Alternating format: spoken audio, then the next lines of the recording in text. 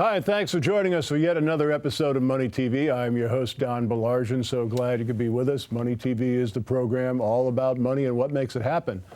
Well, a lot of people complained about their increased payroll tax when they saw their first paycheck of 2013. But there's another tax we were greeted with at the beginning of the year that is much less known, but perhaps even more painful. It's the new tax on medical devices. It's 2.3% imposed as part of Obamacare. Now, this includes heart valves, insulin pumps, stethoscopes, blood pressure cuffs, IV monitors, and a bevy of routine but necessary medical devices, which are all now subject to this tax.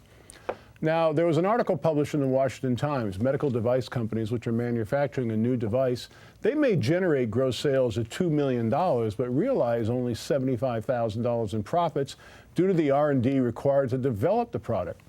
But because the new tax is levied on sales instead of profits, 60% of those profits would go to pay for the new tax. 60%. Now, medical device companies in places like Massachusetts are already scaling back expansion plans in anticipation of the tax's impact. Well, that means construction and medical device manufacturing jobs are lost. 62% of industry companies surveyed have said they will be forced to cut jobs in order to offset the impact of the tax. Investors, well, they've taken notice as well. According to PricewaterhouseCoopers, investment dollars are being diverted away from medical device companies, and capital funding for the industry in third quarter of 2012 was the lowest in 8 years.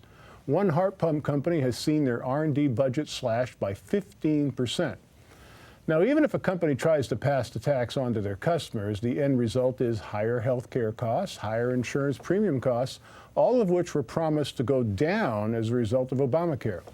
But there's another cost to this tax. It's much more serious and potentially deadly as well.